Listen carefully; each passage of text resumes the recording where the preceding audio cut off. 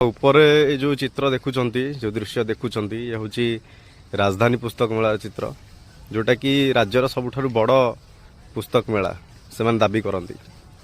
କିନ୍ତୁ ଆଜି ସେଇ ପୁସ୍ତକ ମେଳାର ଅବସ୍ଥା ଏମିତି ହେଇଛି ଆପଣ ବିଶ୍ୱାସ କରିପାରିବେନି। ଆଜି ମୁଁ ରାଜଧାନୀ ପୁସ୍ତକ ମେଳା ଯାଇଥିଲି ବୁଲିବା ପାଇଁ। ସେଠି ଚେୟାର ଖାଲି ପଡ଼ିଥିଲା, ଲୋକ ନଥିଲେ ଏବଂ ବହୁତ ଛୋଟ ଜାଗାରେ ହେଇଥିଲା। ଦିନ ଥିଲା ଯେତେବେଳେ ରାଜଧାନୀ ପୁସ୍ତକ ମେଳା ବଡ଼ ଆକାରରେ ପ୍ରଦର୍ଶନୀ ପଡ଼ିଆରେ ହେଉଥିଲା, କିନ୍ତୁ ଆଜି ତାର କଳେବର ବହୁତ ଛୋଟ ହୋଇଯାଇଛି ଆଉ ତାକୁ ଶହୀଦନଗର ଦୁର୍ଗା ପୂଜା ମଣ୍ଡପ ସାଇଡ଼ରେ କରାହେଉଛି। ଏହା ପଛରେ ଅନେକ ଗୁଡ଼ିଏ କାରଣ ଅଛି। ବହିର ଚାହିଦା ଧୀରେ ଧୀରେ କମିଗଲାଣି। ଲୋକଙ୍କର ଆଉ ବହି ପ୍ରତି ଭଲ ପାଇବା ନାହିଁ, ପିଲାଙ୍କର ବି ନାହିଁ। କାହିଁକିନା ପିଲା ଆଜିକାଲି ସବୁ ହ୍ୱାଟ୍ସଆପ୍ ୟୁନିଭର୍ସିଟିରୁ ପଢ଼ିବା ଆରମ୍ଭ କରିଦେଲେଣି, ଚାଟ୍ ଜିପିଟିରୁ ପଢ଼ିବା ଆରମ୍ଭ କରିଦେଲେଣି, ଗୁଗୁଲରୁ ପଢ଼ିବା ଆରମ୍ଭ କରିଦେଲେଣି। ତେଣୁ ବହି ପ୍ରତି ପିଲାଙ୍କର ଆଉ ଭଲ ପାଇବା ନାହିଁ।